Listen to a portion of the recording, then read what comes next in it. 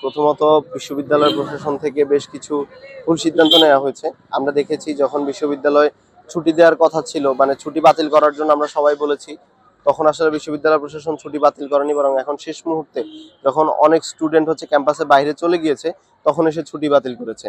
এবং এর ফলাফল যেটা হচ্ছে যে ক্যাম্পাসে এখন অনেক শিক্ষার্থী আছে যারা অলরেডি চলে গিয়েছে ক্যাম্পাস থেকে, এবং যারা অবস্থান করছে এদের বেশিরভাগই ক্লাস পরীক্ষা আছে বিদায় এখানে অবস্থান করছে।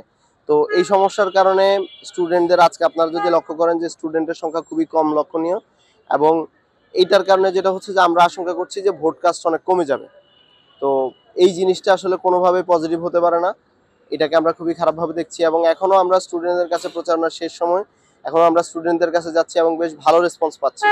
তো এখন আমাদের যেটা থাকবে প্রশাসনের কাছে, যে হচ্ছে তারা যাতে এই ধরনের ভুল সিদ্ধান্তগুলো না নেয়, শিক্ষার্থীদেরকে মানে যাতে যারা এখনো আছে তারা যাতে হলে অবস্থান করে, এই জিনিসটা হচ্ছে এনশিওর করা, তাদের সেফটি এনশিওর করা, তাদেরকে এই অ্যাসিওরেন্স দেওয়া যে তারা আসলে এখানে সেফ থাকবে, তাদের নিরাপদ থাকবে, এবং ভোট কেন্দ্রগুলোতে ক্যাম্পাসে কোনো ধরনের অস্থিতিশীল পরিবেশ বা অস্বস্তিকর পরিবেশ তৈরি হবে না। এছাড়া স্বতন্ত্র প্রার্থী হিসেবে তো অবশ্যই এখানে কিছু ডিসঅ্যাডভান্টেজ পজিশন আছে, যেহেতু মানে আমার ফিল্ড পজিশন ভালো থাকলেও মিডিয়া কাভারেজ থেকে শুরু করে অনেকগুলো জায়গায় বিভিন্ন ধরনের প্রবলেমই হচ্ছে আমাদেরকে ফেস করা লাগতেছে। বাট স্টুডেন্টদের মধ্যে থেকে আমরা বেশ ভালো সাড়া পাচ্ছি, এবং স্বতন্ত্র হিসেবেই তারা হচ্ছে এটাকে বেশ পজিটিভলি নিচ্ছে, ভালোভাবে নিচ্ছে। প্রচারণা আমরা গতকালও দেখেছি বেশ কিছু অভিযোগ এসেছে, তো এ নিয়ে আসলে কি বলার আছে? এখানে আসলে বিশ্ববিদ্যালয় প্রশাসন যে প্রার্থীদের যে বিষয়গুলো আমরা লক্ষ্য করছি, যে আসলে প্রার্থীরা তারা মানে অনেকে আচরণবিধি লঙ্ঘন করছে, তাদেরকে যেভাবে শাস্তি দেওয়ার কথা ছিল, তাদেরকে পানিশমেন্টের আওতায় আনা দরকার ছিল, সেগুলো হচ্ছে তারা করতে পারে নাই।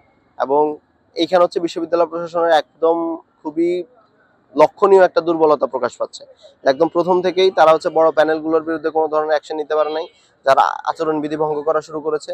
এবং পরবর্তীতে আমরা দেখেছি যে অন্যান্য প্রার্থীরাও এই আচরণবিধি ভঙ্গের প্রতিযোগিতায় লিপ্ত হয়েছে, এবং এখনো আমরা দেখতে পাচ্ছি অনেকেই যে কাগজগুলো ব্যবহার করা বৈধ না সেই ধরনের কাগজে লিফলেট ছাপিয়ে সেগুলো হচ্ছে প্রচার করছেন, সেখানে স্ট্রং 100 জিএসএম এর বেশি যে মোটা কাগজগুলো আছে সেগুলো ব্যবহার করছেন, যেটা পরিবেশের জন্য ক্ষতিকর। এবং এখানেও আসলে নির্বাচন কমিশন, বিশ্ববিদ্যালয় প্রশাসন পুরোপুরি চুপ, নির্বিকার। আমার যারা ভোটার কিংবা হচ্ছে যারা সাধারণ ভোটার আছে তাদেরকে বলবো যে হচ্ছে খুবই একদম সিম্পল, যে আপনারা হচ্ছে প্রত্যেকটা প্রার্থীকে ভালোভাবে চেক করবেন, দেখবেন তার ব্যাকগ্রাউন্ড থেকে শুরু করে সবকিছু চেক করবেন, এবং বিস্তারিত দেখে যখন আপনার কাছে মনে হবে যে প্রার্থীটা ক্যাপাবল, এই প্রার্থীটা আসলে ভোট দিতে মানে ভোট পাওয়ার যোগ্য, তখনই আসলে তাকে ভোট দিবেন। এখানে আসলে ব্যক্তি পরিচিতি বা এলাকা পরিচিতি, বঙ্গীয় পরিচিতি, যেটা আমরা প্রায় সময় বিশ্ববিদ্যালয়ে দেখতে পারি, কিংবা হচ্ছে ডিপার্টমেন্ট, হল, এই ধরনের পরিচয়ের ভিত্তিতে না, বরং যোগ্যতার ভিত্তিতে ভোট দিবেন, এটাই হচ্ছে আমার